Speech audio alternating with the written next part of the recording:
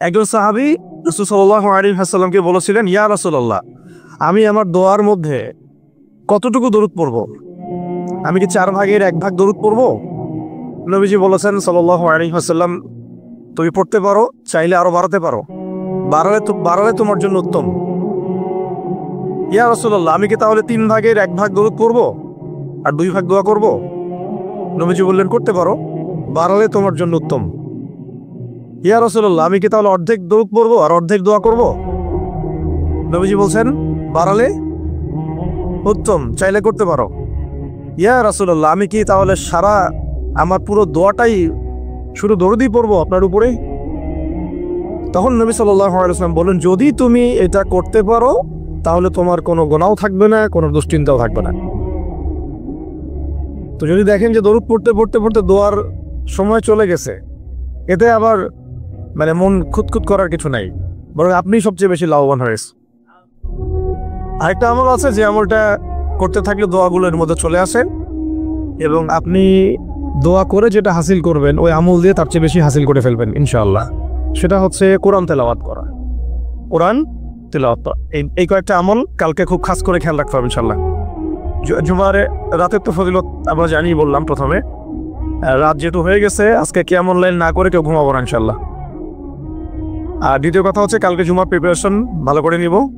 Preparation কয়েকটা বললাম, সকাল সকাল মসজিদে আসতে হবে। জুমার খতিব আরবি খুতবা শুরু করবেন, তারপরে ঢুকবেন না, বয়ান শুরু হওয়ার আগেই মসজিদে আসতে হবে ইনশাল্লাহ। মানুষের সমস্যা থাকতে পারে, ওজোর থাকতে পারে, এটা আলাদা বিষয়। এটা হলো প্রথম কথা, সকাল সকাল মসজিদে আসা, গোসল করা, ফরজ গোসলের মতো গোসল করা, তারপরে হচ্ছে উত্তম কাপড় পরিধান করা। উত্তম কাপড় বলতে আমার সবচেয়ে সেরা কাপড়টা। আর আমরা মসজিদে আসি কিন্তু অনেকেই একেবারেই রাফ একটা কাপড় পরে আসি, এটা উচিত হয় না। হাদিসে জিবরিল মিশকাত শরীফে আছে, ওখানে দেখবেন জিবরাইল আলাইহিস সালাম মানুষের রূপ ধরে নবী সাল্লাল্লাহু আলাইহি ওয়াসাল্লামের কাছে এসেছিলেন। তার বর্ণনা দিচ্ছেন সাহাবী ওমর রাদিয়াল্লাহু আনহু। তার কাপড়টা ছিল ধবধবে সাদা, কাপড়টা ছিল ধবধবে সাদা এবং চুল কুচকুচে কালো। লা ইউরা আলাইহি আসারুস সাফার, তাকে দেখে মুসাফিরও মনে হচ্ছে না, পরিপাটি হয়ে তিনি মসজিদে এসেছেন। কে? জিবরাইল আলাইহিস সালাম। শিক্ষা দিয়েছেন আমাদেরকে যে মসজিদে আসলে পরিপাটি হয়ে আসবে। খুযু যিনাতাকুম ইনদা কুল্লি মসজিদ, প্রত্যেকবার যখন তোমরা মসজিদে আসবে তখন সুন্দর করে আসো, সুন্দর কাপড় পরে আসো। তাহলে সকাল সকাল মসজিদে আসা, হিসাব করেন কয়টা বলতেছে? 1, সকাল সকাল মসজিদে আসা, ফরজ গোসলের মতো গোসল করা। 3, কি বললাম? আতর খুশবু ব্যবহার করা, উত্তম কাপড় পরিধান করা। 4টা। 5টা হচ্ছে ইমামের কাছাকাছি বসা, ইমামের কাছাকাছি বসার চেষ্টা করা। 6, খুতবা মনোযোগের সাথে শ্রবণ করা। খুতবা দুটোই, বয়ানটাও এবং আরবিটা, দুটোই খুতবার অংশ।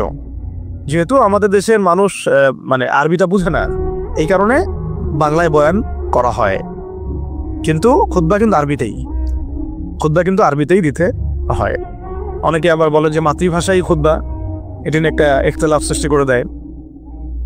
এখন বলেন তো দেখি, সারা বিশ্বের মধ্যে কোন ভাষাটা সবচেয়ে বেশি বুঝে মানুষ? ইংরেজি। ঠিক বলছেন। কোন ভাষা সবচেয়ে বেশি বুঝে? এখন কি হজের খুতবাটা ইংরেজিতে দেওয়া লাগবে? হ্যাঁ, হজে যে বিভিন্ন জায়গা থেকে মানুষ আসে, এই যে কয়দিন আগে হয়ে গেল, হজের খুতবা হয় না? এখন যেহেতু সব ইন্টারন্যাশনাল ভাষা হচ্ছে ইংরেজি, তেমন কি হজের খুতবাটা ইংরেজিতে দেওয়া লাগবে? খুতবা আরবিতেই। খুতবা কিসেই? আরবিতে। ওটা বোঝা আমার দায়িত্ব, আমাকে বুঝতে হবে। বোঝার জন্য আমাকে যদি আরবি শিখতে হয়, শিখতে হবে। এইভাবে ইসলামী খেলাফত যখন কায়েম ছিল তখন আরবি সারা বিশ্বে ছড়িয়ে পড়েছিল, তখন সবাই মোটামুটি আরবি ভাষা বুঝতো। যখন থেকে খেলাফত চলে গেছে, জাতীয়তাবাদ চলে আসছে, আর কয়েকটা তন্ত্রমন্ত্রগুলো নিয়ে পরে কথা বলছি, এগুলো যতদিন আমাদের পর্যন্ত মাথাটা খেয়ে ফেলছে আর কি আমাদের, তখন আরবিটাও আস্তে আস্তে শিক্ষা ব্যবস্থা থেকে উঠে গেছে। এখন আপনি এটাও ঠিক হয়ে গেছে, আগে বাধ্যতামূলক ছিল। তো খুতবা শুনবেন, খুতবা শোনার পরে খুতবা চলাকালীন কাউকে ডিস্টার্ব করা যাবে না। ডিস্টার্ব করা যাবে না বলতে, কেউ যদি পাশে কথাও বলে তাকে এটাও বলা যাবে না চুপ করো, এটাও বলা যাবে না, উচিত না। সাহাবীরা যদি এমন কেউ একটু বাচ্চা যদি দৌড়াদৌড়ি করতো, তাহলে ছোট ছোট এরকম পাথর রাখতেন সামনে, ওইটা দিয়ে ঢিল দিয়ে সতর্ক করতেন, খুতবা হচ্ছে বসো, মুখ দিয়ে বলতেন না যে বসো। এইভাবে তারা খুতবা শুনতেন। এই কারণেই তো কথাগুলো কলিজা পর্যন্ত পৌঁছাতো এবং সেটা আমলে আসতো।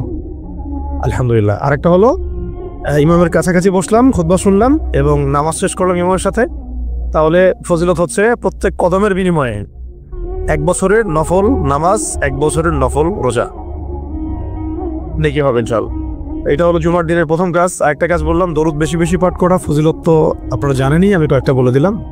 একটা হলো যদি টেনশন ফ্রি লাইফ লিড করতে চান তাহলে দরুদ, আর যদি চান আপনি আমার গুনাহ মাফ হয়ে যাক তাহলে দরুদ, বেশি বেশি দরুদ। এমনকি যদি আপনি চান যে আপনার দোয়া বেশি বেশি কবুল হোক তাহলেও দরুদ। মনে করেন আমি তাওহীদপন্থী, সুন্নাহর অনুসারী, হালাল খাই, দোয়াও করছি, জায়েজ দোয়া, এই দোয়াটাও আসমানে ঝুলে থাকবে। এই দোয়াটা কোথায় ঝুলে থাকবে? আসমানে ঝুলে থাকবে। এটা রবের কবুলিয়াত পাওয়ার জন্য যে মাধ্যম সেটা হলো দরুদ। দরুদ পড়বেন, এটা উঠে যাবে ইনশাআল্লাহ। যেই নবীর এত বড় শান, এত বড় মর্যাদা, সেই নবীকে আজকে বাংলাদেশের মাটিতে কিভাবে কটূক্তি করা হচ্ছে খেয়াল করছেন? এগুলো নিয়ে কথা বলা হয়। দেখা যায় রাষ্ট্র তো এখন আসলে ইসলামিক রাষ্ট্র আর নাই। ওটা তো একসময় ছিল ইসলামী খেলাফা, এখন চলতেছে সব আমেরিকান প্রেসক্রিপশনে আর কি। কেউ চালায় ভারতের প্রেসক্রিপশনে, কেউ চালায় আমেরিকার প্রেসক্রিপশনে, কেউ চালায় পশ্চিমাদের প্রেসক্রিপশনে। রাসূল সাল্লাল্লাহু আলাইহি ওয়াসাল্লামের সিরাত অনুযায়ী কেউ রাষ্ট্র চালায় না। তো সিরাত অনুযায়ী রাষ্ট্র চালালে এরকম সাতেমদেরকে ধরে কল্লা নামায় দেওয়া লাগতো। এখন দেধারসে দেখেন যেখানে সেখানে বাক স্বাধীনতার নামে যেই নবীর উপর দরুদ না পড়লে আপনার দোয়া পর্যন্ত কবুল হবে না, সেই নবীকে কিভাবে গালিগালাজ করা হচ্ছে। নাউযুবিল্লাহি মিন যালিক। কি করবেন? প্রতিবাদ করতে গেলে আমরা দেখলাম যে মামলা করা হলো, মামলার পরে সেই আইনের ধারাটাই বাতিল করে দেওয়া হলো। আইনের ওই ধারাই বাতিল করে দেওয়া হলো। কি আইন? নিজের স্বার্থে যখন তখন করাও যায়, আবার বাতিলও করা যায়। এই জন্যই তো আমরা বলি মানব রচিত আইনগুলো হচ্ছে তাগুত। মানব রচিত আইনগুলো কি? তাগুত মানে কি? তাগুত মানে শয়তান। তাগুত মানে কি? শয়তানের একটা ভার্সন, মানে আপগ্রেডেড ভার্সন হচ্ছে তাগুত। প্রোম্যাক্স তাগুত, শয়তান প্রোম্যাক্স, এটা হচ্ছে তাগুত। তো আল্লাহর আইন বাদ দিয়ে যখন মানুষ নিজের আইন রচনা করে তখন এরকম অবস্থা হয়। যে আইন রাসূলের শানে কটূক্তিকারীর বিচার করতে পারে না, সেই আইন আপনাকে সমাজে শান্তি দিবে, ইনসাফ দিবে? এই জিনিসটা আমাদের বুঝে আসতেছে না। এখন আমরা ঘুরে ফিরে আবার সেই ওই তন্ত্র মন্ত্রের পিছনে ছুটতেছি। এখনো শরিয়া ইমারা খেলাফতের কথা আমরা বুঝতে পারতেছি না। তবে বুঝি আর না বুঝি ইনশাল্লাহ সামনে এটা কায়েম হবেই। এটা নিয়ে কোনো সন্দেহ নাই, লা শাক্কা ফি, কোনো সন্দেহ নাই, এটা সামনে কায়েম হচ্ছেই, এটা কেউ ঠেকাতে পারবে না। তো যাই হোক, আরেকটা আমল ছিল জুমার দিন, সেটা হচ্ছে সূরাতুল কাহফ তেলাওয়াত করা। কোন সূরা? সূরা কাহফ কোনোভাবেই ছাড়বেন না। এটা আমি মানে জোর দিয়ে এই কারণে বলছি, সূরা কাহফ যারা নিয়মিত পড়ে, অন্তত প্রত্যেক জুমায় পড়ে, তাদের কলবের চোখ খুলে যাবে। কলবের চোখ না খুললে আপনি বাস্তবতা বুঝতে পারবেন না। কোনটা হক, কোনটা বাতিল, কোনটা ন্যায়, কোনটা অন্যায়, কোনটা সহি, কোনটা গলত, ঠিক আছে? কোনটা ন্যায়, কোনটা অন্যায়, কোনটা জুলুম, কোনটা ঈমান, কোনটা কুফর, এই যে পার্থক্য, তাওহীদ শিরক, আসলে এই সত্য কোনটা, মিথ্যা কোনটা, বাইরের চোখ দিয়ে দেখলে অনেক কিছুই অনেক রকম মনে হবে, কিন্তু আসলে বাস্তবতা এমন না। বাইরের চোখ দিয়ে দেখলে অনেক কিছুই মনে হবে খুব ভালো, আসলে ওটার ভিতরে কুফরি আছে। বাইরের চোখ দিয়ে দেখলে মনে হবে খুব সুন্দর, আসলে ওর মধ্যে শিরক আছে। এই যে অন্তর্দৃষ্টি, আমরা একটা কথা বলি, হিকমা আল বাসীরা, প্রজ্ঞা, বাংলা ভাষায় বলে কি প্রজ্ঞা, দূরদর্শিতা, বাংলা ভাষায় বলে দূরদর্শিতা, এটা হাসিল হবে সূরা কাহফ তেলাওয়াত করলে। শেষ জামানায় এই দূরদর্শিতার দরকার এত বেশি, এই আমলগুলো জুমার দিন ছাড়া ঠিক হবে না কোনোভাবেই। তো প্রতি সপ্তাহে আমলগুলো জারি থাকবে ইনশাআল্লাহ। আল্লাহ পাক সবাইকে করার তৌফিক দান করেন। তো আজকে আমি লম্বা আলোচনা করার সময় পাচ্ছি না, ইনশাআল্লাহ আপনাদের সাথে আবার দেখা হবে ইনশাআল্লাহ। কোনো একদিন দিনের বেলা এসে একটু লম্বা সময় দেওয়ার চেষ্টা করবো ইনশাআল্লাহ। তো আজকে আমি জাস্ট একটা সূরা নিয়ে কথা বলতে যাচ্ছি আপনাদের সাথে, শুধু একটা ছোট্ট সূরা। ইনশাআল্লাহ অন্য কোনো দিন আরও বিষয়ভিত্তিক আলোচনা হবে। এই সূরাটা হচ্ছে সূরা কাফিরুন। কোন সূরা? সূরা কাফ। সবাই জানি না সূরাটা? কিছু বিষয় আছে এই সূরার মধ্যে যেগুলো আমরা অনেকে জানি কিন্তু বুঝতে পারছি না। ওইটা বোঝানোর জন্য আমি একটু পুরাতন আলোচনা নতুন করে করার চেষ্টা করছি। তার আগে একটা ফজিলত বলি যে সূরা কাফিরুন, যে ব্যক্তি রাতের বেলা তেলাওয়াত করবে, ঘুমানোর আগে তেলাওয়াত করবে আর কি, আল্লাহ রাব্বুল আলামিন তাকে শিরকের পাপ থেকে হেফাজত করবেন। মনে রাখবেন যে জাহান্নামে যাবে সবচেয়ে বেশি মানুষ শিরকের পাপের কারণে। কোন পাপের কারণে? শিরকের পাপের কারণে। এবং শিরকের পাপ এমন পাপ যেই পাপটা আল্লাহ রাব্বুল আলামিন ক্ষমা করেন না, ওই অবস্থায় মারা গেলে ক্ষমা করেন না। কিন্তু তওবা করলে, জীবদ্দশায় তওবা করলে ইনশাল্লাহ মাফ হতে পারে, অবশ্যই হতে পারে। কিন্তু ওই শিরকের পাপ নিয়ে কেউ যদি মারা যায়, আল্লাহ রাব্বুল আলামিন এই পাপটাকে ক্ষমা করবেন না। এটা সূরা নিসার মধ্যে অনেকবার বলা হয়েছে, ইন্নাল্লাহা লা ইয়াগফিরু আইয়ুশরাকা বিহি ওয়া ইয়াগফিরু মা দুনা যালিকা লিমান ইয়াশা। নিশ্চয়ই আল্লাহ রাব্বুল আলামিন শিরকের গুনাহকে মাফ করেন না, কিন্তু অন্য যে কোনো বড় গুনাহ হোক আল্লাহ পাক যাকে ইচ্ছা মাফ করতে পারেন, যাকে ইচ্ছা আল্লাহ মাফ করতে পারেন। এখন এই শিরকের পাপ থেকে বাঁচাবে কোন সূরা? সূরা কাফিরুন। রাতের বেলা তেলাওয়াত করতে হবে অন্তত একবার। রাতের আরো অনেক আমল আছে, এটা তো আপনারা জানেনই। অন্তত পক্ষে এই আমলগুলো করবেন, সূরা ফালাক, নাস, ইখলাস এগুলো পড়বেন।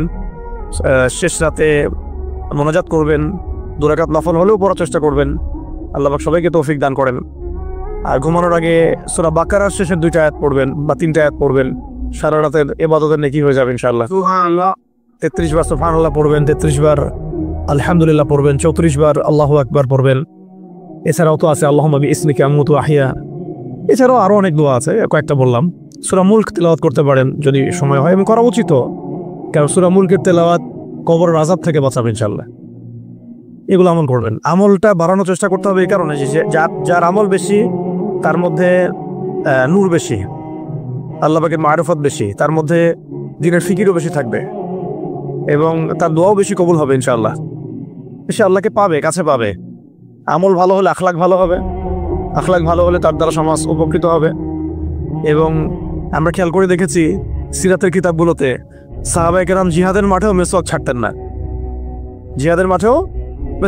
না, মানে আমলে তারা গুরুত্ব দিতেন, খুব বেশি আমলের প্রতিযোগিতা করতেন, কে কত বেশি আমল করতে পারে। একজন সাহাবী খুঁটির সাথে নিজেকে বেঁধে রাখছিলেন, যে ঘুম আসে, নামাজ পড়তে পড়তে ঘুম আসে, খুঁটির মধ্যে বেঁধে রেখেছেন নিজেকে, ঘুমে পড়ে না যান। তো পরে নবী সাল্লাল্লাহু আলাইহি ওয়াসাল্লাম বললেন যে এত মানে অতিরিক্ত কষ্ট না করতে বললেন। আল্লাহ পাক তো সবসময় তোমার ইবাদত কবুল করতে পারেন, নিজের উপর এহসান করো, নিজের শরীরের হক আদায় করো। একজন সাহাবী তো এমন আমল শুরু করেছিলেন যে স্ত্রীর প্রতি তাকানোই বন্ধ করে দিয়েছেন এক সময়, হ্যাঁ তাই না? পরে স্ত্রী এসে অভিযোগ করছে, আমাকে তো আমার স্বামী দেখেই না। তখন নবী সাল্লাল্লাহু আলাইহি ওয়াসাল্লাম জেগে বললেন যে দেখো, স্ত্রীর হক আছে তোমার উপরে, তার হক আদায় করো, সেটাও সুন্নাত, এটাও ইবাদত। তো এইভাবে সাহাবায়েরা আমলের প্রতিযোগিতা করতেন। তো আমাদেরকে আমলের মধ্যে ব্যালেন্স করতে হবে, মানে একদিকে ঝুঁকে যাওয়া না, সব আমলগুলো যেন আমার আমলের মধ্যে থাকে, এটা ব্যালেন্স করতে হবে। শুধু তসবি দানা নিয়ে পড়ে থাকবো, জিহাদের কথা বলবো না, এটাও আবার না। আবার শুধু জিহাদের কথাই বলবো, দিন কায়েমের কথাই বলবো, নিজের ইবাদত আমল ঠিক থাকবে না, এমনও না। মানে সবকিছু ব্যালেন্স থাকতে হবে, আকীদা, আমল, সুন্নাহর ইত্তেবা সব ব্যালেন্স থাকবে ইনশাআল্লাহ। সবচেয়ে জরুরি 2টা বিষয় আমরা মাথায় রাখবো, একটা হলো ইবাদত, একটা হচ্ছে দিন কায়েম। একটা হলো ইবাদত, একটা হলো দিন কায়েম। ইবাদত তো ব্যক্তিগত ব্যাপার, এটা জীবনের প্রত্যেকটা ক্ষেত্রে ইবাদত থাকবে, আর দিন কায়েম করতে হবে জীবনের প্রতিটা ক্ষেত্রেই, শুধুমাত্র ব্যক্তিগত জীবনে, ইবাদত বন্দেগীর জীবনে না, আমার অর্থনীতি, ব্যবসা বাণিজ্য, আমার সংস্কৃতি, শিক্ষা এবং রাজনীতির মধ্যেও আল্লাহ পাক তৌফিক এনায়েত করেন। তো এখন যেটা বলতে চাচ্ছিলাম যে একদিন আপনারা তো সিরাত মোটামুটি পড়েছেন, সিরাত মানে রাসূল সাল্লাল্লাহু আলাইহি ওয়াসাল্লামের জীবনী, তো মোটামুটি পড়েছেন আমি আশা করি। যদি না পড়ে থাকেন অবশ্যই পড়বেন, ঠিক আছে? প্রথমে শুরু করবেন তো কোরআন তেলাওয়াত থেকে। কোরআন তেলাওয়াত শিখতে শিখতে সিরাতটা পড়ে ফেলবেন। সিরাতটা আগে পড়া থাকলে আপনি কোরআন হাদিসের অর্থ যখন পড়তে শুরু করবেন তখন বুঝতে পারবেন যে কোন আয়াত কোন প্রেক্ষাপটে, কোন হাদিস কোন প্রেক্ষাপটে নাজিল হয়েছে। আপনার মাথায় পুরো 23 বছরের একটা ফ্রেম থাকবে, এটা খুব জরুরি। তাহলে আপনি বুঝতে পারবেন যে কিভাবে দিন প্রতিষ্ঠা করতে হবে এবং কিভাবে নবী সাল্লাল্লাহু আলাইহি ওয়াসাল্লাম করেছেন, তার উপর দিয়ে কি অতিবাহিত হয়েছে, সাহাবীদের উপর দিয়ে কি অতিবাহিত হয়েছে, এটা আমাদের মাথায় থাকবে। এবং কোন প্রেক্ষাপটে তারা কিভাবে রিয়াক্ট করেছেন ওইটা আমাদের মাথায় থাকবে। সিরাতটা আমি পড়ার জন্য খুব বেশি জোর দেই। আরেকটা বিষয় বলতে চাই যে এই সিরাতের প্রথম যে 13 বছর এটা ছিল মাক্কি জীবন। কোন জীবন? মানে মক্কায় নবী সাল্লাল্লাহু আলাইহি ওয়াসাল্লাম দাওয়াত দিচ্ছেন। তো মক্কার পরিবেশটা কেমন? মক্কার পরিবেশটা হচ্ছে আবু জেহেলদের শাসন চলতেছে। কাদের শাসন? আবু জেহেলের শাসন চলছে, আবু লাহাবের শাসন চলছে, উতবা সাহেবা এদের কর্তৃত্ব চলছে। আবার একই সাথে নবী সাল্লাল্লাহু আলাইহি ওয়াসাল্লাম তিনিও একটা সম্ভ্রান্ত বংশ থেকে আসছেন, সম্ভ্রান্ত গোত্র থেকে, বনু হাশিম থেকে। তো তার গোত্রের মর্যাদা অনেক বেশি, ঠিক আছে। আর এদিকে বনু মাখজুম, বনু বনু এই তাইম, বনু তাই, বনু আদি, আরো অনেক গোত্র আছে। তো তারাও কিন্তু মোটামুটি প্রভাবশালী। তো রাজনৈতিক যে ক্ষমতাটা, মক্কার রাজনৈতিক যে ক্ষমতাটা, এটা আছে ওই সময় আবু জেহেল, আবু লাহাব, উতবা, সায়বা এদের হাতে। এবং ওদের একটা পার্লামেন্ট ছিল, ওর নাম ছিল দারুন নাদওয়া। কি নাম ছিল? দারুন নাদওয়া। তারা আল্লাহকে বিশ্বাস করত, একটু ভালো করে বোঝার চেষ্টা করেন। তারা আল্লাহ পাককে বিশ্বাস করত, আল্লাহ বলে একজন আছে, এটা তারা আকীদা ঠিক রাখতো। এমনকি আল্লাহ পাক সৃষ্টিকর্তা, আল্লাহ পাক রিজিক দাতা, আল্লাহ সন্তান দাতা, এটাও তারা বিশ্বাস করত। কারা বিশ্বাস করত? আবু জেহেল, আবু লাহাব, উতবা, সায়বা, তারাও বিশ্বাস করত। তাহলে কিসে বিশ্বাস করতো না? তারা তাওহীদে রুবুবিয়্যাত বিশ্বাস করতো, কিন্তু উলুহিয়াত, আসমা ও সিফাতে বিশ্বাস করতো না। মানে আল্লাহ পাকেরই যে বিধান মানতে হবে, আল্লাহ পাকেরই যে দাসত্ব করতে হবে এবং মৃত্যুর পর জবাবদিহিতা আছে, এই বিষয়গুলোতে তারা বিশ্বাসী ছিল না। এখন প্রথম 3 বছর নবী সাল্লাল্লাহু আলাইহি ওয়াসাল্লাম গোপনে দাওয়াত দিয়েছেন। কত বছর? প্রথম 3 বছর। আর চতুর্থ বছর থেকে প্রকাশ্যে দাওয়াত শুরু হয়েছে। মক্কার কত বছর মোট? 13 বছর। এই সময় তো ইসলামী রাষ্ট্র কায়েম হয় নাই, হয়েছে? দাওয়াত হয়েছে, খালি দাওয়াত। কোন পরিবেশে দাওয়াত? বলুন, আবু জেহেলের যে রাজত্ব, ওর মধ্যে দাওয়াত হয়েছে। মনে করেন যে আপনি এখন আছেন মোদির রাজত্বে, মনে করেন।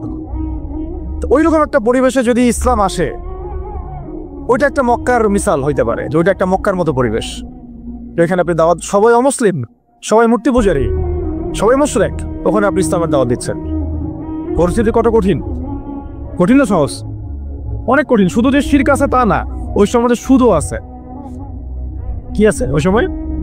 সুদ আছে। ওই সমাজের মধ্যে জেনা আছে, ওই সময় ব্যভিচার আছে, ওই সময় মাদক দ্রব্য আছে, মেয়েদের অবমাননা আছে, কন্যা সন্তানের জীবন্ত দাফন করা হয়, তারপরে জুয়া আছে, মারামারি, হানাহানি, কাটাকাটি, গোত্রে গোত্রে দ্বন্দ্ব, এগুলো একটা সমাজের মধ্যে। একটু চিন্তা করেন, কল্পনা করেন। আপনার এই এলাকা কি এমন? আপনার এলাকা কি এমন? না। কিন্তু ওই বিষয়গুলোর কিছু কিছু বিষয় তো অবশ্যই এখনো আছেই, বরং এমন কিছু বিষয় আছে যেগুলো আগের চেয়ে বেশি আছে। কারণ আইয়ামে জাহিলিয়াতের যে কথাটা বলছি, আইয়ামে জাহিলিয়াতে কিন্তু সমকামিতা ছিল না এত বেশি। আপনার পুরো বাংলাদেশে এখন সমকামিতা আইয়ামে জাহিলিয়াতে যে বেশি। ওই আইয়ামে জাহিলিয়াতে আপনার ট্রান্সজেন্ডার ছিল না, আপনার বাংলাদেশে আছে এখন। আইয়ামে জাহিলিয়াতে পর্নোগ্রাফি ছিল না। পর্নোগ্রাফি মানে মোবাইল ফোনে তো বুঝে নিত, এগুলো ছিল আইয়ামে জাহিলিয়াতে? ছিল না। প্রযুক্তির এত উৎকর্ষ ছিল না যেটা দিয়ে এরকম বোম টোম ফেলে, পারমাণবিক বোম দিয়ে মানুষকে মেরে ফেলা যায়, ছিল না। এরকম এয়ারক্রাফট নিয়ে গাজার উপর দিয়ে গেল, বোম ফেলে দিল, মেরে ফেললো শিশুদেরকে, এমন ছিল না। অনেক ব্যাপার আমি আপনাকে দেখাতে পারবো যেগুলো আইয়ামে জাহিলিয়াতের চাইতে এখন অনেক বেশি আছে, শয়তানি। কিন্তু কিছু কিছু বিষয় ছিল যেগুলো আবার আইয়ামে জাহিলিয়াতে ছিল না। এক কথায় আমরা এটা বলতে পারি যে নবী সাল্লাল্লাহু আলাইহি ওয়াসাল্লাম যখন নবী হয়ে এসেছেন, তখন 23 বছরের মধ্যে তিনি আইয়ামে জাহিলিয়াতকে কবর দিয়ে গেছেন। কিন্তু যখন থেকে আবার খোলাফায়ে রাশেদা শাসন চলে গেছে, ইসলামী খেলাফতগুলো আস্তে আস্তে আস্তে আস্তে অ্যাবলিশ হয়ে গেছে, তখন আবার নতুন করে জাহিলিয়াতগুলো এই সমাজে, শুধু সমাজে না, সমাজে, রাষ্ট্রে, বিশ্বের মুখে একেবারে একদম ঢুকে গেছে না, মানে একদম শেকড় গেড়ে ফেলছে। এখন সময় হচ্ছে ওই আবার নতুন শেকড় গাড়া জাহালাতগুলোকে উপড়ে ফেলার, এটা সময় এখন। এই জন্য পরিস্থিতিটা বুঝতে হবে যে নবী সাল্লাল্লাহু আলাইহি ওয়াসাল্লাম কোন জায়গায় দাওয়াতের কাজ করছিলেন। চোখ বন্ধ করে চিন্তা করেন যে একটা সমাজের মধ্যে খালি মূর্তি, সবাই মূর্তি পূজা করে, সবাই সুদ খায়, ধরেন সবাই বেশিরভাগই দেখা যায় জেনা করে, মেয়েদের তেমন কোনো বৈবাহিক অধিকার নাই, সম্পত্তির অধিকার নাই, বাচ্চাকে কবর দিয়ে দিচ্ছে জীবন্ত, মদ খাচ্ছে মানুষ, জুয়া খেলতেছে, মারামারি করছে, ইত্যাদি ইত্যাদি ইত্যাদি। এরকম একটা অবস্থায় রাসূলুল্লাহ সাল্লাল্লাহু আলাইহি ওয়াসাল্লাম ইসলামের দাওয়াত দেওয়া শুরু করলেন। দাওয়াত দিতে দিতে প্রথম 3 বছর তিনি গোপনে দাওয়াত দিয়েছেন, গোপনে গোপনে গোপনে দাওয়াত দিয়েছেন। ওই সময় কিন্তু তৈরি হয়েছে আবু বকর রাদিয়াল্লাহু আনহু, ওসমান রাদিয়াল্লাহু আনহু, আলী ইবনে আবি তালেব, যায়েদ ইবনে হারেসা, এই সাহাবায়ে কেরাম তৈরি হয়েছেন ওই সময়। আব্দুল্লাহ বিন মাসউদ, বিলাল ইবনে রাবাহ, এই সাহাবায়ে কেরাম তৈরি হয়েছেন কিন্তু ওই প্রথম 3 বছরে, 3-4 বছরে। এরপর যখন প্রকাশ্যে দাওয়াত দেওয়া শুরু করলেন, যখন ওমর এবং হামজা রাদিয়াল্লাহু আনহু তাদের মতো সাহাবীর ইসলাম কবুল করলেন, প্রকাশ্যে দাওয়াত শুরু হলো, তখন হক আর বাতিলের দ্বন্দ্ব শুরু হলো। বা সত্য নিয়ে আপনি যখন মাঠে নামবেন তখনই মিথ্যার সাথে দ্বন্দ্ব শুরু। এটার নিয়ম, চিরায়ত নিয়ম। ব্যাস আবু জেহেল, আবু লাহাব, উতবা সাহেবরা তো খেপে গেল। এখন এমন কোনো পথ পদ্ধতি নাই যেটা তারা অ্যাপ্লাই করে নাই। প্রথমে আঘাত করলো এভাবে, আরে ওর কথা শোনার দরকার নাই, সে তো মাজনুন, ব্যক্তিগত আক্রমণ। খেয়াল করে দেখবেন, এখনও আপনি বাংলাদেশে দাওয়াতের কাজ শুরু করেন, সবার আগে আপনি শয়তানদের পক্ষ থেকে, মানে মানুষ এবং জিন শয়তান উভয় দুটোর কথাই বলতেছি, শয়তানদের পক্ষ থেকে সবার আগে বাধা পাবেন। আপনার ব্যক্তি নিয়ে সবার আগে আক্রমণ করা হবে। আগে ব্যক্তিগত জীবনে আক্রমণ করা হবে। আগে আপনাকে রাষ্ট্রীয় নির্যাতনের শিকার করা হবে না, ওটা পরে আসবে, শেষে আসবে। আগে ব্যক্তি থেকে, তারপর পরিবার থেকে, সমাজ থেকে, ধর্মনেতা থেকে, তারপর রাষ্ট্র থেকে, এইভাবে বাধা আসে আর কি। রাসূল সাল্লাল্লাহু আলাইহি ওয়াসাল্লামকে প্রথমে বলা হচ্ছিল যে মাজনুন, নাউযুবিল্লাহি মিন যালিক, সাহের, জাদুকর, নাউযুবিল্লাহ, ফারিকুল জামাত বিভক্ত করতেছে, নাউযুবিল্লাহ। তারপরে বলা হচ্ছে আর কি বলেন, শায়ের, কবি, হ্যাঁ, এরকম প্রায় ৮-১০টা কথা বলা হচ্ছিল, ৮-১০টার মতো কটাক্ষ করা হচ্ছিল প্রথম ৩ বছরে। কিন্তু তেমন কোনো শারীরিক নির্যাতন করা হচ্ছিল না প্রথমে। আগে এভাবে ব্যক্তিকেন্দ্রিক আক্রমণ করা হচ্ছে। এরপর আল্লাহ পাক জবাব দিচ্ছেন, কোরআন নাজিল হচ্ছে, প্রত্যেকটার অ্যান্সার আসতেছে কোরআনে, তাই না? দাওয়াতের গতি বাড়তেছে, আলহামদুলিল্লাহ। মানুষ তো একবার ইসলামে আসলে আর ফিরে যাচ্ছে না। জান্নাতের খবর পেয়ে গেছে মানুষ। কোথায় ছিলাম, অন্ধকার থেকে আলোতে চলে আসছে। আর যারা এই নূরের স্বাদ একবার পেয়েছে তারা কি আর ফিরে যাবে? এখনো দেখেন অনেক বড় বড় পাপী মানুষ, আমরা নিজেও দেখেছি, নিজেরা অনুভব করেছি, বহু বড় বড় পাপী মানুষ রাসূল সাল্লাল্লাহু আলাইহি ওয়াসাল্লামের রওজার সামনে গিয়ে সালাম দিয়েই একেবারে তওবা করে খাঁটি মুমিন হয়ে গেছে। বহু মানুষ আছে এমন, অনুভূতি কাজ করে ওখানে গেলে। একটা অনেক পাপী মানুষ ছিল, কাবাঘর ধরে যেই টাচ করছে কাবাঘরে, চোখ দিয়ে দরদর করে পানি পড়া শুরু হয়েছে, সে তার লাইফকে সংশোধন করে গেছে। আর সেখানে তো সাহাবীরা রাসূলের কাছে যাচ্ছেন, তার দরবারে বসছেন, হাতে হাত রেখে বায়াত করতেছেন, তাকে তার পা ধুয়ে দিচ্ছেন, তাকে উজু করাই দিচ্ছেন। সারাদিন তারা রাসূল সাল্লাল্লাহু আলাইহি ওয়াসাল্লাম সাথেই আছে। কত বড় সৌভাগ্যের বিষয়। এখন প্রথমে যখন দেখা গেল এইসব দিয়ে কাজ হচ্ছে না, তারপর তারা অর্থনৈতিক চাপ দেওয়া শুরু করলো, সামাজিক বয়কট করা শুরু করলো। কারা কারা? আবু জেহেল, আবু লাহাব, উতবা সাহেব। আমি কিন্তু এই কয়েকটা নাম বলছি, এটা কিন্তু শুধু নাম না, এটা একটা ক্যারেক্টার, চরিত্র। আজকের বিশ্ব আবু জেহেল আছে, আবু লাহাব আছে, উতবা সাহেবরা আছে না? সেম পদ্ধতি তারাও কিন্তু অবলম্বন করতেছে ইসলামকে দমন করার জন্য। সেম এটা মিলাই নেবেন আপনারা সিরাত থেকে। এবার শুনেন, অর্থনৈতিক চাপ দিয়ে কোনো কাজ হচ্ছে না, ব্যক্তিগত আক্রমণ করে কাজ হচ্ছে না, শারীরিক নির্যাতন করেও কাজ হচ্ছে না। সাহাবীদেরকে মেরে ফেলা হচ্ছে, সুমাইয়া রাদিয়াল্লাহু আনহাকে মেরে ফেলা হয়েছে না, শহীদ করা হয়েছে। আর তারপরে ইয়াসির রাদিয়াল্লাহু আনহুকে শহীদ করা হয়েছে মক্কায়। এরকম সাহাবীদেরকে নির্মম নির্যাতন করা হচ্ছে। বিলাল রাদিয়াল্লাহু আনহুকে পিটানো হচ্ছে, উসমান রাদিয়াল্লাহু আনহুকে পর্যন্ত মারা হয়েছে, আবু বকর রাদিয়াল্লাহু আনহুকে উতবা মেরেছে একদিন, লাআনাহুল্লাহ।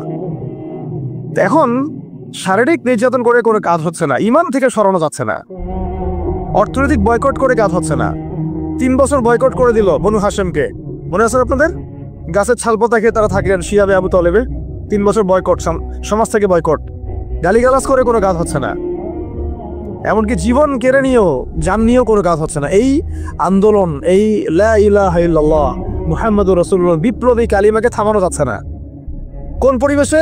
আমাদের মতো অনুকূল পরিবেশে না, মনে করেন ভারতের মতো প্রতিকূল পরিবেশে। মনে করেন, বোঝানোর জন্য বললাম যে একটা গভর্নমেন্ট আছে, সে চরমভাবে ইসলাম বিদ্বেষী, সে তার গুন্ডা বন্ডা দিয়ে মুসলিমদেরকে পিটাচ্ছে, মারতেছে, এখন সেখানে দেখতেছেন না? রাষ্ট্রীয়ভাবে মুসলিম দমন হচ্ছে। একটা তো হলো রাষ্ট্রীয়ভাবে না, মানে অরাজনৈতিকভাবে কেউ ইসলামের বিরোধিতা করতেছে, সেটা আলাদা ব্যাপার। একটা হচ্ছে রাষ্ট্রীয়ভাবে ইসলামকে দমন করা হচ্ছে। কোথায়? ভারতে, সবাই জানি। তো রাষ্ট্রীয়ভাবে দেখেন গাজাকে আজকে ধ্বংসস্তূপে পরিণত করা হলো বৈশ্বিকভাবে। জাতিসংঘের প্রত্যক্ষ মদত এগুলো হয়েছে, আমেরিকার প্রত্যক্ষ সহযোগিতা এগুলো হয়েছে, পশ্চিমাদের প্রত্যক্ষ মদত এগুলো হয়েছে। এখন কথা হচ্ছে, আপনাকে পরিস্থিতিতে বুঝতে হবে যে আবু জেহেল, আবু লাহাবদের অবস্থা কেমন ছিল, ওই সমস্যার অবস্থা কেমন ছিল। প্রতিকূল পরিবেশে দাওয়াতের কাজ করা হচ্ছে, তারা একটার পর একটা অস্ত্র প্রয়োগ করছে, কিন্তু কোনো অবস্থাতেই মুসলমানদেরকে থামানো যাচ্ছে না। তাদের সংখ্যা কি বাড়ছে না কমছে? মুসলিমদের সংখ্যা বাড়ছে না কমছে? আবার বলেন মুসলিমদের সংখ্যা কি বাড়ছে না কমছে? বাড়ছে আর বাড়ছে আর বাড়ছে, দিন দিন বাড়ছে। কত নির্যাতন হচ্ছে, শারীরিকভাবে মারা হচ্ছে, অর্থনৈতিক নিষেধাজ্ঞা দেওয়া হচ্ছে, সমাজ থেকে বয়কট করা হচ্ছে, তারপর সম্পত্তি থেকে বঞ্চিত করা হচ্ছে, বাবা ছেলেকে তাড়াই দিচ্ছে, মা ছেলেকে তাড়াই দিচ্ছে। কি একটা অবস্থা!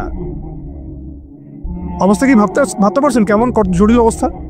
এত কিছু করেও যখন কোনো কাজ হলো না, তখন আবু জেহেল, আবু লাহাব, উতবা সাহেবারা একটা নতুন ফর্মুলা নিয়ে আসলো। এখন তারা নতুন একটা ফর্মুলা নিয়ে আসছে। এই ফর্মুলাটার নাম হচ্ছে আপোষকামিতা বা সন্ধি করা। এটার নাম কি আপনারা খেয়াল করে দেখবেন। আমি একটু বলে নেই 1 মিনিট।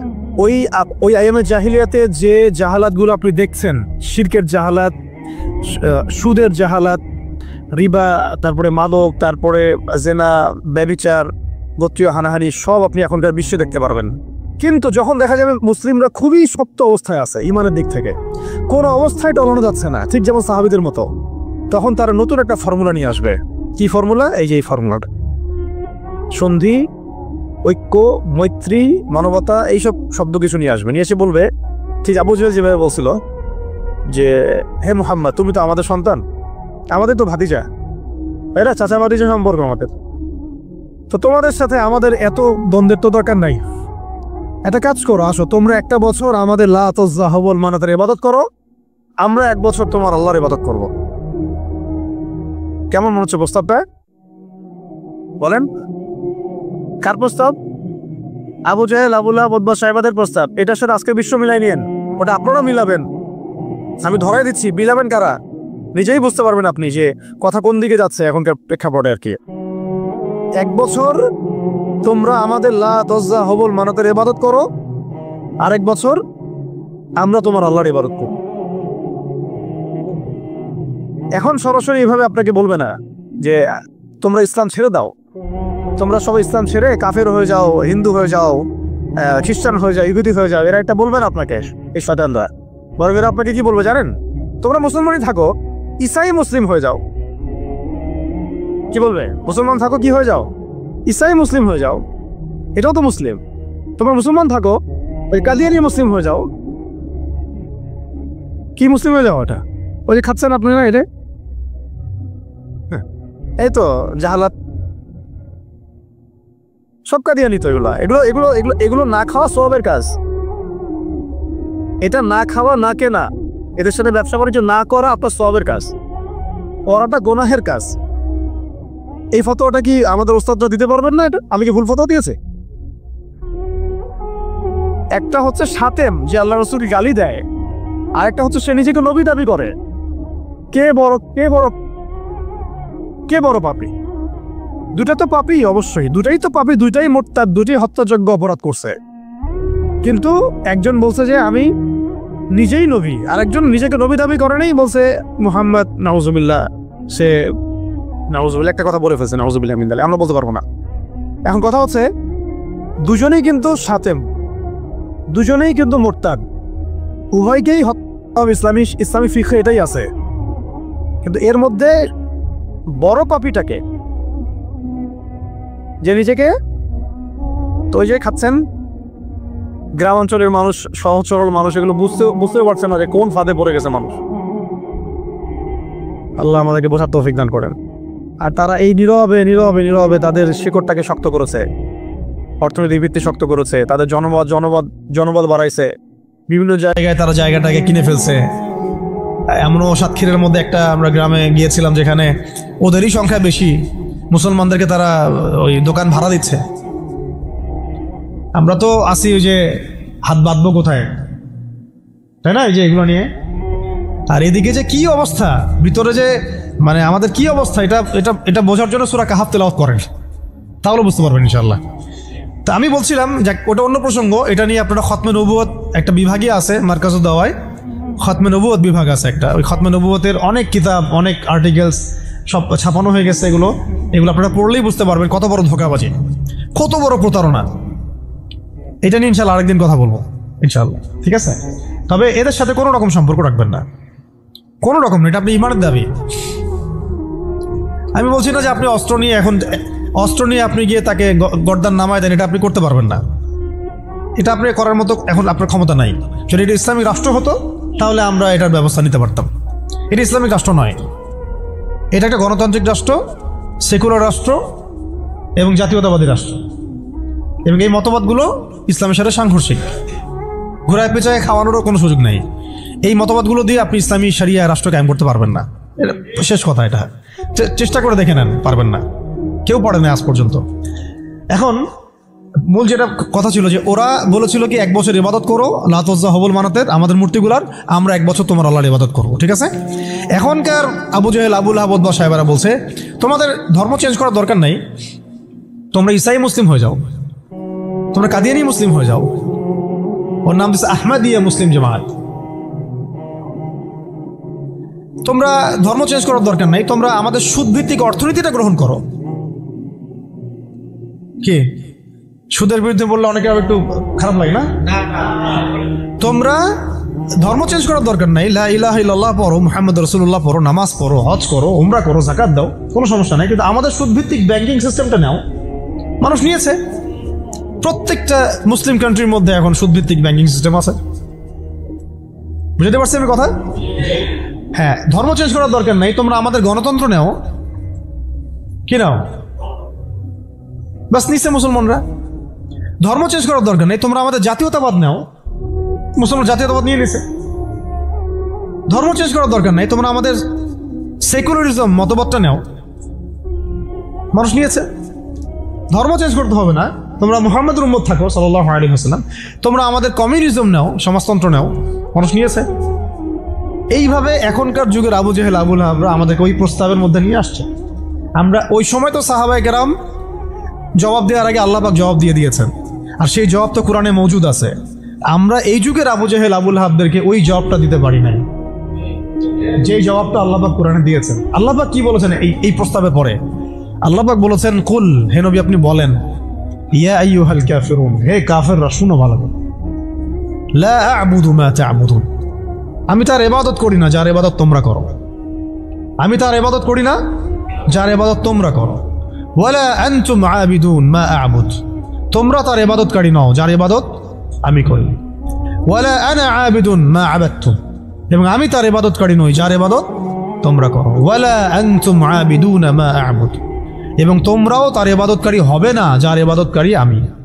এখানে আয়াতকে রিপিট করা হয় নাই, বরং এটাকে একটাতে আপনার বর্তমান কালকে বোঝানো হয়েছে, একটাকে ভবিষ্যৎ বোঝানো হয়েছে। কিয়ামত পর্যন্ত মুসলমান মন্দিরে যাবে না, আর মন্দিরে যে যায় লোক সে এই মসজিদ আসবে না। আসলে ধর্ম চেঞ্জ করে আসতে হবে। লাকুম দীনুকুম ওয়ালিয়া দীন, তোমাদের দিন তোমাদের জন্য, আমার দিন আমার জন্য।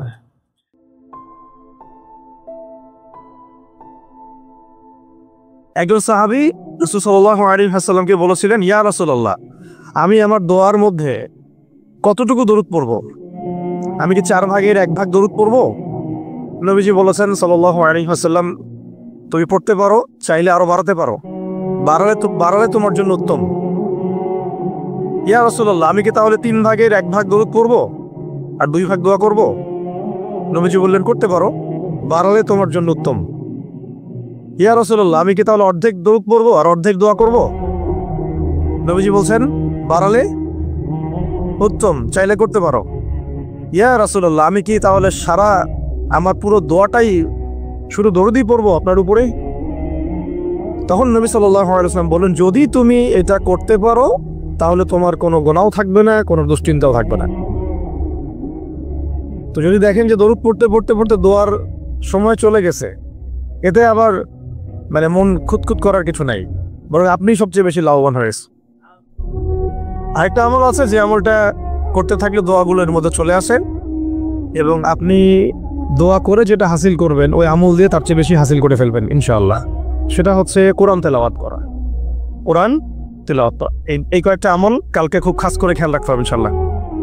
জুমার রাতের তো ফজিলত আমরা জানি, বললাম প্রথমে, রাত যেহেতু হয়ে গেছে, আজকে কিয়ামুল লাইল না করে কেউ ঘুমাবো না ইনশাআল্লাহ। আর দ্বিতীয় কথা হচ্ছে, কালকে জুমার প্রিপারেশন ভালো করে নিব।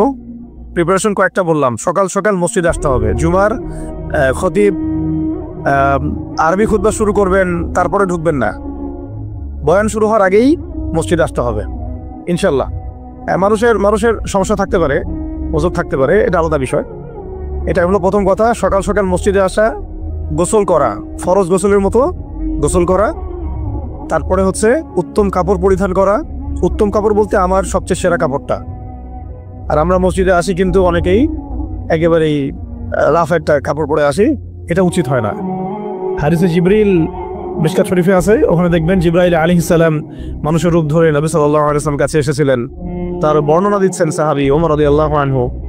তার কাপড়টা ছিল ধবধবে সাদা, কাপড়টা ছিল ধবধবে সাদা এবং চুল কুচকুচে কালো। লা ইউরা আলাইহি আসারুস সাফার, তাকে দেখে মুসাফিরও মনে হচ্ছে না, মানে পরিপাটি হয়ে তিনি মসজিদে এসেছেন। কে? জিবরাইল আলাইহিস সালাম। শিক্ষা দিয়েছেন আমাদেরকে যে মসজিদে আসলে পরিপাটি হয়ে আসবে। খুযু যিনাতাকুম ইনদা কুল্লি মসজিদ, প্রত্যেকবার যখন তোমরা মসজিদে আসবে তখন সুন্দর করে আসো, সুন্দর কাপড় পরে আসো। তাহলে সকাল সকাল মসজিদে আসা, হিসাব করেন কয়টা বলতেছে? 1, সকাল সকাল মসজিদে আসা, ফরজ গোসলের মতো গোসল করা। 3, কি বললাম? আতর খুশবু ব্যবহার করা, উত্তম কাপড় পরিধান করা। 4টা। 5টা হচ্ছে ইমামের কাছাকাছি বসা, ইমামের কাছাকাছি বসার চেষ্টা করা। 6, খুতবা মনোযোগের সাথে শ্রবণ করা। খুতবা দুটোই, বয়ানটাও এবং আরবিটা দুটোই খুতবার অংশ। যেহেতু আমাদের দেশের মানুষ মানে আরবিটা বুঝে না, এই কারণে বাংলায় বয়ান করা হয়, কিন্তু খুতবা কিন্তু আরবিতেই, খুতবা কিন্তু আরবিতেই দিতে হয়। অনেকে আবার বলে যে মাতৃভাষাই খুতবা, এটি নিয়ে একটা ইখতিলাফ সৃষ্টি করে দেয়। এখন বলেন তো দেখি, সারা বিশ্বের মধ্যে কোন ভাষাটা সবচেয়ে বেশি বুঝে মানুষ? ইংরেজি। ঠিক বলছেন। কোন ভাষা সবচেয়ে বেশি বুঝে? তো এখন কি হজের খুতবাটা ইংরেজিতে দেওয়া লাগবে? হ্যাঁ, হজে যে বিভিন্ন জায়গা থেকে মানুষ আসে, এই যে কয়দিন আগে হয়ে গেল, হজে খুতবা হয় না? এখন যেহেতু সব ইন্টারন্যাশনাল ভাষা হচ্ছে ইংরেজি, তেমন কি হজের খুতবাটা ইংরেজিতে দেওয়া লাগবে? খুতবা আরবিতেই। খুতবা কিসেই? আরবিতে। ওটা বোঝা আমার দায়িত্ব, আমাকে বুঝতে হবে। বোঝার জন্য আমাকে যদি আরবি শিখতে হয়, শিখতে হবে। এইভাবে ইসলামী খেলাফত যখন কায়েম ছিল তখন আরবি সারা বিশ্বে ছড়িয়ে পড়েছিল, তাও সবাই মোটামুটি আরবি ভাষা বুঝতো।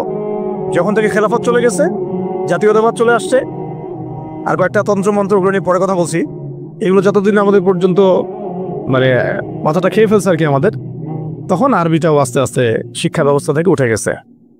এখন আপনি এটাও ঠিক হয়ে গেছে, আগে বাধ্যতামূলক ছিল। তো খুতবা শুনবেন, খুতবা শোনার পরে খুতবা চলাকালীন কাউকে ডিস্টার্ব করা যাবে না। ডিস্টার্ব করা যাবে না বলতে, কেউ যদি পাশে কথাও বলে তাকে এটাও বলা যাবে না চুপ করো, এটাও বলা যাবে না, উচিত না। সাহাবীরা যদি এমন কেউ একটু একটু বাচ্চা যদি দৌড়াদৌড়ি করতো, তাহলে ছোট ছোট এরকম পাথর রাখতেন সামনে, ওইটা দিয়ে ঢিল দিয়ে সতর্ক করতেন, খুতবা হচ্ছে বসো, মুখ দিয়ে বলতেন না যে বসো। মানে এইভাবে তারা খুতবা শুনতেন। এই কারণেই তো কথাগুলো কলিজা পর্যন্ত পৌঁছাতো এবং সেটা আমলে আসতো। আলহামদুলিল্লাহ। আরেকটা হলো ইমামের কাছাকাছি বসলাম, খুতবা শুনলাম এবং নামাজ শেষ করলাম ইমামের সাথে, তাহলে ফজিলত হচ্ছে প্রত্যেক কদমের বিনিময়ে 1 বছরের নফল নামাজ, 1 বছরের নফল রোজা নেকি হবে ইনশাআল্লাহ। এটা হলো জুমার দিনের প্রথম কাজ। আরেকটা কাজ বললাম, দরুদ বেশি বেশি পাঠ করা। ফজিলত তো আপনারা জানেনই, আমি কয়েকটা বলে দিলাম। একটা হলো যদি টেনশন ফ্রি লাইফ লিড করতে চান তাহলে দরুদ, আর যদি চান আপনি আমার গুনাহ মাফ হয়ে যাক তাহলে দরুদ, বেশি বেশি দরুদ। এমনকি যদি আপনি চান যে আপনার দোয়া বেশি বেশি কবুল হোক, তাহলেও দরুদ। মনে করেন আমি তাওহীদপন্থী, সুন্নাহর অনুসারী, হালাল খাই, দোয়াও করছি, জায়েজ দোয়া, এই দোয়াটাও আসমানে ঝুলে থাকবে। এই দোয়াটা কোথায় ঝুলে থাকবে? আসমানে ঝুলে থাকবে। এটা রবের কবুলিয়াত পাওয়ার জন্য যে মাধ্যম, সেটা হলো দরুদ। দরুদ পড়বেন, এটা উঠে যাবে ইনশাআল্লাহ। যেই নবীর এত বড় শান, এত বড় মর্যাদা, সেই নবীকে আজকে বাংলাদেশের মাটিতে কিভাবে কটূক্তি করা হচ্ছে, খেয়াল করছেন? এগুলো নিয়ে কথা বলা হয়। দেখা যায় রাষ্ট্র তো এখন আসলে ইসলামিক রাষ্ট্র আর নাই, ওটা তো একসময় ছিল ইসলামী খেলাফা। এখন চলতেছে সব আমেরিকান প্রেসক্রিপশনে আর কি। কেউ চালায় ভারতের প্রেসক্রিপশনে, কেউ চালায় আমেরিকার প্রেসক্রিপশনে, কেউ চালায় পশ্চিমাদের প্রেসক্রিপশনে। রাসূল সাল্লাল্লাহু আলাইহি ওয়াসাল্লামের সিরাত অনুযায়ী কেউ রাষ্ট্র চালায় না। তো সিরাত অনুযায়ী রাষ্ট্র চালালে এরকম সাতেমদেরকে ধরে কল্লা নামায় দেওয়া লাগতো। এখন দ্বিধার্সে দেখেন,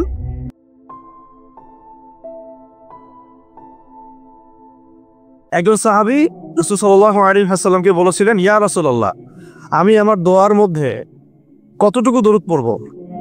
আমি কি 4 ভাগের 1 ভাগ দরুদ পড়ব? নবীজি বলেছেন সাল্লাল্লাহু আলাইহি ওয়াসাল্লাম, তুমি পড়তে পারো, চাইলে আরো বাড়াতে পারো, বাড়ালে তোমার জন্য উত্তম। ইয়া রাসূলুল্লাহ, আমি কি তাহলে 3 ভাগের 1 ভাগ দরুদ পড়ব আর 2 ভাগ দোয়া করব? নবীজি বললেন, করতে পারো, বাড়ালে তোমার জন্য উত্তম। ইয়া রাসূলুল্লাহ, আমি কি তাহলে অর্ধেক দরুদ পড়ব আর অর্ধেক দোয়া করব? নবীজি বলছেন, বাড়ালে উত্তম, চাইলে করতে পারো। ইয়া রাসূলুল্লাহ, আমি কি তাহলে আমার পুরো দোয়াটাই শুধু দরুদই পড়বো আপনার উপরে? তখন নবী সাল্লাল্লাহু আলাইহি ওয়াসাল্লাম বলেন, যদি তুমি এটা করতে পারো তাহলে তোমার কোনো গুনাহ থাকবে না, কোনো দুশ্চিন্তাও থাকবে না।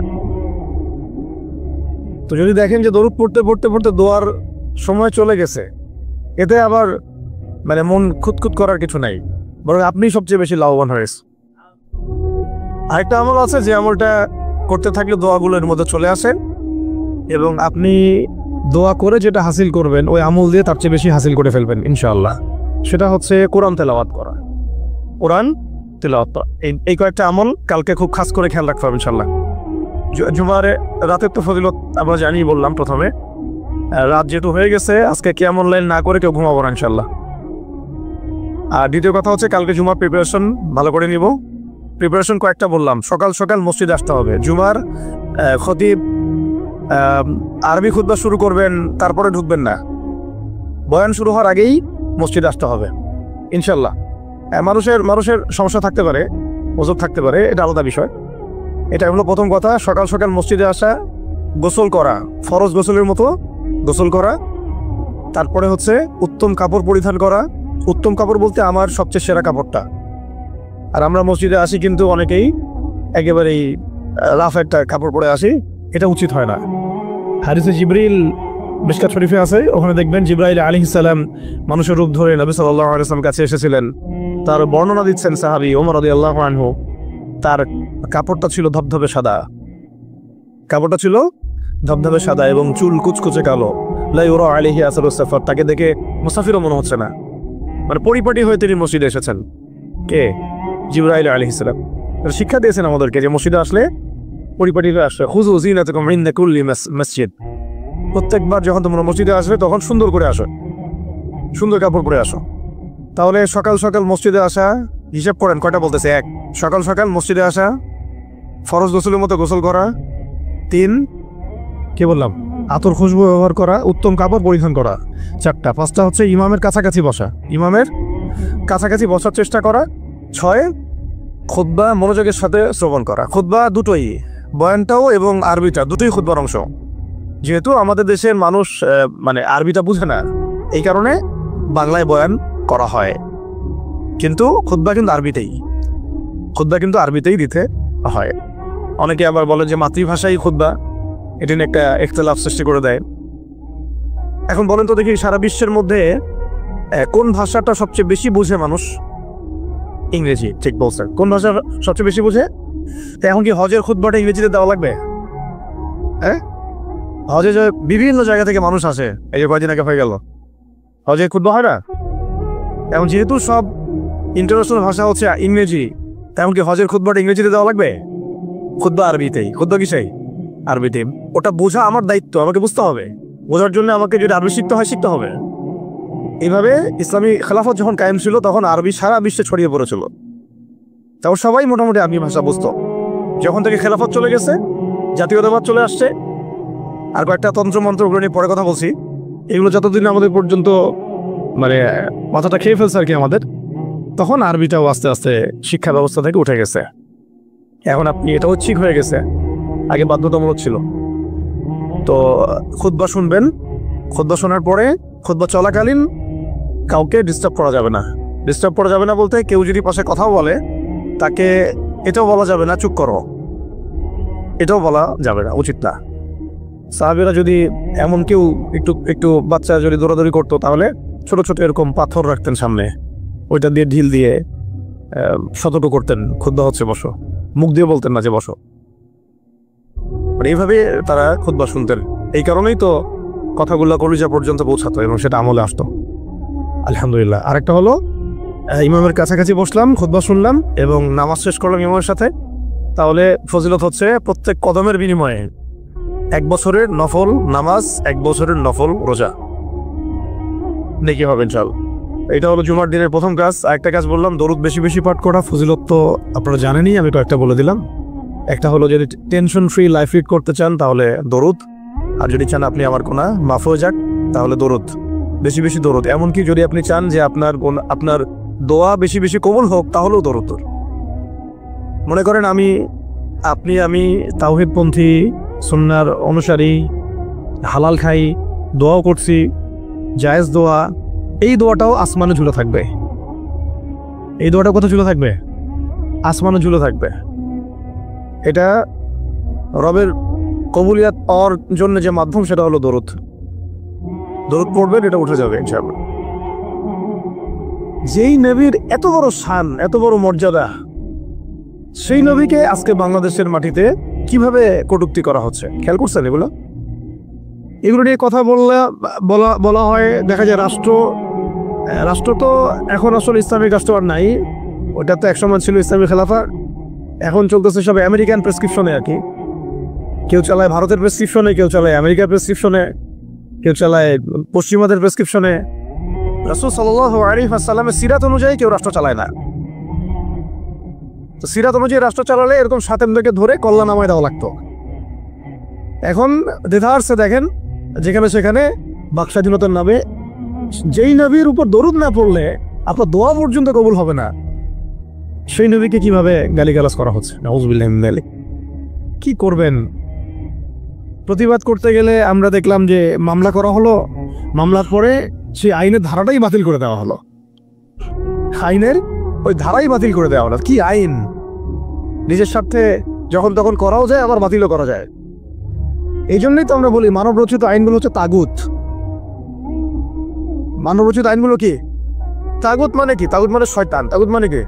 শয়তানের একটা ভার্সন, মানে আপগ্রেডেড ভার্সন হচ্ছে তাগুত। প্রোম্যাক্স তাগুত, শয়তান প্রোম্যাক্স, এটা হচ্ছে তাগুত। তো আল্লাহর আইন বাদ দিয়ে যখন মানুষ নিজের আইন রচনা করে তখন এরকম অবস্থা হয়। যে আইন রাসূলের শানে কটূক্তিকারীর বিচার করতে পারে না, সেই আইন আপনাকে সমাজে শান্তি দিবে, ইনসাফ দিবে? এই জিনিসটা আমাদের বুঝে আসতেছে না। এখন আমরা ঘুরে ফিরে আবার সেই ওই তন্ত্র মন্ত্রের পিছনে ছুটতেছি। এখনো শরিয়া ইমারা খেলাফতের কথা আমরা বুঝতে পারতেছি না। তবে বুঝি আর না বুঝি ইনশাল্লাহ সামনে এটা কায়েম হবেই। এটা নিয়ে কোনো সন্দেহ নাই, লা শাক্কা ফি, কোনো সন্দেহ নাই, এটা সামনে কায়েম হচ্ছেই, এটা কেউ ঠেকাতে পারবে না। তো যাই হোক, আরেকটা আমল ছিল জুমার দিন, সেটা হচ্ছে সূরাতুল কাহফ তেলাওয়াত করা। কোন সূরা? সূরা কাহফ কোনোভাবেই ছাড়বেন না। এটা আমি মানে জোর দিয়ে এই কারণে বলছি, সূরা কাহফ যারা নিয়মিত পড়ে, অন্তত প্রত্যেক জুমায় পড়ে, তাদের কলবের চোখ খুলে যাবে। কলবের চোখ না খুললে আপনি বাস্তবতা বুঝতে পারবেন না।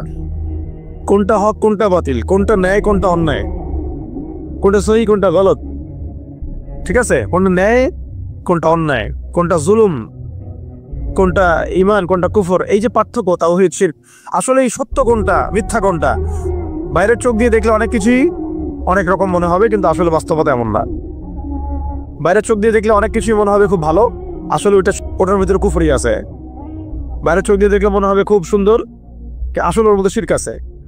এই যে অন্তর্দৃষ্টি, আমরা একটা কথা বলি, হিকমা আল বাসীরা, প্রজ্ঞা, বাংলা ভাষায় বলে কি প্রজ্ঞা, দূরদর্শিতা, বাংলা ভাষায় বলে দূরদর্শিতা, এটা হাসিল হবে সূরা কাহফ তেলাওয়াত করলে। সে জামানায় এই দূরদর্শিতার দরকার এত বেশি, এই আমলগুলো জুমার দিন ছাড়া ঠিক হবে না কোনোভাবেই। তো প্রতি সপ্তাহে আমলগুলো জারি থাকবে ইনশাআল্লাহ। আল্লাহ পাক সবাইকে করার তৌফিক দান করেন। তো আজকে আমি লম্বা আলোচনা করার সময় পাচ্ছি না, ইনশাআল্লাহ আপনাদের সাথে আবার দেখা হবে ইনশাআল্লাহ। কোনো একদিন দিনের বেলা এসে একটু লম্বা সময় দেওয়ার চেষ্টা করবো ইনশাআল্লাহ। তো আজকে আমি জাস্ট একটা সূরা নিয়ে কথা বলতে যাচ্ছি আপনাদের সাথে, শুধু একটা ছোট্ট সূরা। ইনশাআল্লাহ অন্য কোনো দিন আরও বিষয়ভিত্তিক আলোচনা হবে। এই সূরাটা হচ্ছে সূরা কাফিরুন। কোন সূরা? সূরা কাফ। সবাই জানি না সূরাটা? কিছু বিষয় আছে এই সূরার মধ্যে যেগুলো আমরা অনেকে জানি কিন্তু বুঝতে পারছি না। ওইটা বোঝানোর জন্য আমি একটু পুরাতন আলোচনা নতুন করে করার চেষ্টা করছি। তার আগে একটা ফজিলত বলি যে সূরা কাফিরুন, যে ব্যক্তি রাতের বেলা তেলাওয়াত করবে, ঘুমাবে, ঘুমানোর আগে তেলাওয়াত করবে আর কি, আল্লাহ রাব্বুল আলামিন তাকে শিরকের পাপ থেকে হেফাজত করবেন। মনে রাখবেন যে জাহান্নামে যাবে সবচেয়ে বেশি মানুষ শিরকের পাপের কারণে। কোন পাপের কারণে? শিরকের পাপের কারণে। এবং শিরকের পাপ এমন পাপ যেই পাপটা আল্লাহ রাব্বুল আলামিন ক্ষমা করেন না, ওই অবস্থায় মারা গেলে ক্ষমা করেন না।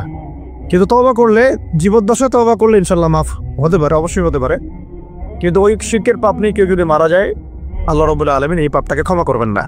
এটা সূরা নিসার মধ্যে অনেকবার বলা হয়েছে, ইন্নাল্লাহা লা ইয়াগফিরু আইয়ুশরাকা বিহি ওয়া ইয়াগফিরু মা দুনা যালিকা লিমান ইয়াশা। নিশ্চয়ই আল্লাহ রাব্বুল আলামিন শিরকের গুনাহকে মাফ করেন না, কিন্তু অন্য যে কোনো বড় গুনাহ হোক আল্লাহ পাক যাকে ইচ্ছা মাফ করতে পারেন, যাকে ইচ্ছা আল্লাহ মাফ করতে পারেন। এখন এই শিরকের পাপ থেকে বাঁচাবে কোন সূরা? সূরা কাফিরুন। রাতের বেলা তেলাওয়াত করতে হবে অন্তত একবার, অন্তত একবার। রাতের আরো অনেক আমল আছে, এটা তো আপনারা জানেনই। অন্তত পক্ষে এই আমলগুলো করবেন, সূরা ফালাক, নাস, ইখলাস এগুলো পড়বেন। শেষ রাতে মোনাজাত করবেন, 2 রাকাত নফল হলেও পড়ার চেষ্টা করবেন। আল্লাহ পাক সবাইকে তৌফিক দান করেন। আর ঘুমানোর আগে সূরা বাকারার শেষের 2টা আয়াত পড়বেন বা 3টা আয়াত পড়বেন। সারা রাতের ইবাদতের নেকি হয়ে যাবে ইনশাআল্লাহ। সুবহানাল্লাহ 33 বার সুবহানাল্লাহ পড়বেন, 33 বার আলহামদুলিল্লাহ পড়বেন, 34 বার আল্লাহু আকবার পড়বেন। এছাড়াও তো আছে আল্লাহুম্মা বিইসমিকা আমুতু আহইয়া। এছাড়াও আরো অনেক দোয়া আছে, কয়েকটা বললাম। সূরা মুলক তেলাওয়াত করতে পারেন যদি সময় হয়, এবং করা উচিত, কারণ সূরা মুলকের তেলাওয়াত কবরের আযাব থেকে বাঁচাবে ইনশাআল্লাহ। এগুলো আমল করবেন। আমলটা বাড়ানোর চেষ্টা করতে হবে এই কারণে যে যার আমল বেশি তার মধ্যে নূর বেশি, আল্লাহ পাকের মারিফত বেশি, তার মধ্যে দ্বীনের ফিকিরও বেশি থাকবে, এবং তার দোয়াও বেশি কবুল হবে ইনশাআল্লাহ। বেশি আল্লাহকে পাবে, কাছে পাবে। আমল ভালো হলে আখলাক ভালো হবে, আখলাক ভালো হলে তার দ্বারা সমাজ উপকৃত হবে। এবং আমরা খেয়াল করে দেখেছি সিরাতের কিতাবগুলোতে সাহাবায়ে কেরাম জিহাদের মাঠেও মেসওয়াক ছাড়তেন না, জিহাদের মাঠেও মেসওয়াক ছাড়তেন না। মানে আমলে তারা গুরুত্ব দিতেন, খুব বেশি আমলে প্রতিযোগিতা করতেন, কে কত বেশি আমল করতে পারে। একজন সাহাবী খুঁটির সাথে নিজেকে বেঁধে রাখছিলেন, যে ঘুম আসে, নামাজ পড়তে পড়তে ঘুম আসে, খুঁটির মধ্যে বেঁধে রেখেছেন নিজেকে, যাতে ঘুমে পড়ে না যান। তো পরে নবী সাল্লাল্লাহু আলাইহি ওয়াসাল্লাম বললেন যে এত মানে অতিরিক্ত কষ্ট না করতে বললেন। আল্লাহ পাক তো সবসময় তোমার ইবাদত কবুল করতে পারেন, নিজের উপর এহসান করো, নিজের শরীরের হক আদায় করো। একজন সাহাবী তো এমন আমল শুরু করেছিলেন যে স্ত্রীর প্রতি তাকানোই বন্ধ করে দিয়েছেন এক সময়, হ্যাঁ তাই না? পরে স্ত্রী এসে অভিযোগ করছে, আমাকে তো আমার স্বামী দেখেই না। তখন নবী সাল্লাল্লাহু আলাইহি ওয়াসাল্লাম জেগে বললেন যে দেখো, স্ত্রীর হক আছে তোমার উপরে, তার হক আদায় করো, সেটাও সুন্নাত, এটাও ইবাদত। তো এইভাবে সাহাবায়েরা আমলের প্রতিযোগিতা করতেন। তো আমাদেরকে আমলের মধ্যে ব্যালেন্স করতে হবে, আমলে ব্যালেন্স করতে হবে, মানে একদিকে ঝুঁকে যাওয়া না, সব আমলগুলো যেন আমার আমলের মধ্যে থাকে, এটা ব্যালেন্স করতে হবে। শুধু তসবি দানা নিয়ে পড়ে থাকবো, জিহাদের কথা বলবো না, এটাও আবার না। আবার শুধু জিহাদের কথাই বলবো, দিন কায়েমের কথাই বলবো, নিজের ইবাদত আমল ঠিক থাকবে না, এমনও না। মানে সবকিছু ব্যালেন্স থাকতে হবে, আকীদা, আমল, সুন্নাহর ইত্তেবা সব ব্যালেন্স থাকবে ইনশাআল্লাহ। সবচেয়ে জরুরি 2টা বিষয় আমরা মাথায় রাখবো, একটা হলো ইবাদত, একটা হচ্ছে দিন কায়েম। একটা হলো ইবাদত, একটা হলো দিন কায়েম। ইবাদত তো ব্যক্তিগত ব্যাপার, এটা জীবনের প্রত্যেকটা ক্ষেত্রে ইবাদত থাকবে, আর দিন কায়েম করতে হবে জীবনের প্রতিটা ক্ষেত্রেই, শুধুমাত্র ব্যক্তিগত জীবনে, ইবাদত বন্দেগীর জীবনে না। আমার অর্থনীতি, ব্যবসা বাণিজ্য, আমার সংস্কৃতি, শিক্ষা এবং রাজনীতির মধ্যেও আল্লাহ পাক তৌফিক এনায়েত করেন। তো এখন যেটা বলতে চাচ্ছিলাম যে একদিন আপনারা তো সিরাত মোটামুটি পড়েছেন, সিরাত মানে রাসূল সাল্লাল্লাহু আলাইহি ওয়াসাল্লামের জীবনী, এটা মোটামুটি পড়েছেন আমি আশা করি। যদি না পড়ে থাকেন অবশ্যই পড়বেন, ঠিক আছে? প্রথমে শুরু করবেন তো কোরআন তেলাওয়াত থেকে। কোরআন তেলাওয়াত শিখতে শিখতে সিরাতটা পড়ে ফেলবেন। সিরাতটা আগে পড়া থাকলে আপনি কোরআন হাদিসের অর্থ যখন পড়তে শুরু করবেন তখন বুঝতে পারবেন যে কোন আয়াত কোন প্রেক্ষাপটে, কোন হাদিস কোন প্রেক্ষাপটে নাজিল হয়েছে। আপনার মাথায় পুরো 23 বছরের একটা ফ্রেম থাকবে, এটা খুব জরুরি। তাহলে আপনি বুঝতে পারবেন যে কিভাবে দিন প্রতিষ্ঠা করতে হবে এবং কিভাবে নবী সাল্লাল্লাহু আলাইহি ওয়াসাল্লাম করেছেন, তার উপর দিয়ে কি অতিবাহিত হয়েছে, সাহাবীদের উপর দিয়ে কি অতিবাহিত হয়েছে, এটা আমাদের মাথায় থাকবে। এবং কোন প্রেক্ষাপটে তারা কিভাবে রিয়াক্ট করেছেন ওইটা আমাদের মাথায় থাকবে। সিরাতটা আমি পড়ার জন্য খুব বেশি জোর দেই। আরেকটা বিষয় বলতে চাই যে এই সিরাতের প্রথম যে 13 বছর এটা ছিল মাক্কি জীবন। কোন জীবন? মানে মক্কায় নবী সাল্লাল্লাহু আলাইহি ওয়াসাল্লাম দাওয়াত দিচ্ছেন। তো মক্কার পরিবেশটা কেমন? মক্কার পরিবেশটা হচ্ছে আবু জেহেলদের শাসন চলতেছে। কাদের শাসন? আবু জেহেলের শাসন চলছে, আবু লাহাবের শাসন চলছে, উতবা সাহেবা এদের কর্তৃত্ব চলছে। আবার একই সাথে নবী সাল্লাল্লাহু আলাইহি ওয়াসাল্লাম তিনিও একটা সম্ভ্রান্ত বংশ থেকে আসছেন, সম্ভ্রান্ত গোত্র থেকে, বনু হাশিম থেকে। তো তার গোত্রের মর্যাদা অনেক বেশি, ঠিক আছে। আর এদিকে বনু মাখজুম, বনু বনু এই তাইম, বনু তাই, বনু আদি, আরো অনেক গোত্র আছে। তো তারাও কিন্তু মোটামুটি প্রভাবশালী। তো রাজনৈতিক যে ক্ষমতাটা, মক্কার রাজনৈতিক যে ক্ষমতাটা, এটা আছে ওই সময় আবু জেহেল, আবু লাহাব, উতবা সাহেব এদের হাতে। এবং ওদের একটা পার্লামেন্ট ছিল, ওর নাম ছিল দারুন নাদওয়া। কি নাম ছিল? দারুন নাদওয়া। তারা আল্লাহকে বিশ্বাস করত, একটু ভালো করে বোঝার চেষ্টা করেন। তারা আল্লাহ পাককে বিশ্বাস করত, আল্লাহ বলে একজন আছে, এটা তারা আকীদা ঠিক রাখতো। এমনকি আল্লাহ পাক সৃষ্টিকর্তা, আল্লাহ পাক রিজিক দাতা, আল্লাহ সন্তান দাতা, এটাও তারা বিশ্বাস করত। কারা বিশ্বাস করত? আবু জেহেল, আবু লাহাব, উতবা, সাইবা, তারাও বিশ্বাস করত। তাহলে কিসে বিশ্বাস করতো না? তারা তাওহীদে রুবুবিয়্যাত বিশ্বাস করতো, কিন্তু উলুহিয়াত, আসমা ও সিফাতে বিশ্বাস করতো না।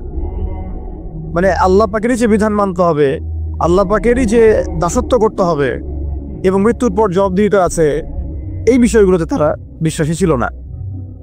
এখন প্রথম 3 বছর নবী সাল্লাল্লাহু আলাইহি ওয়াসাল্লাম গোপনে দাওয়াত দিয়েছেন। কত বছর? প্রথম 3 বছর। আর চতুর্থ বছর থেকে প্রকাশ্যে দাওয়াত শুরু হয়েছে। মক্কার কত বছর মোট? 13 বছর। এই সময় তো ইসলামী রাষ্ট্র কায়েম হয় নাই, হয়েছে? দাওয়াত হয়েছে, খালি দাওয়াত। কোন পরিবেশে দাওয়াত? বলুন, আবু জেহেলের যে রাজত্ব, ওর মধ্যে দাওয়াত হয়েছে। মনে করেন যে আপনি এখন আছেন মোদির রাজত্বে, মনে করেন।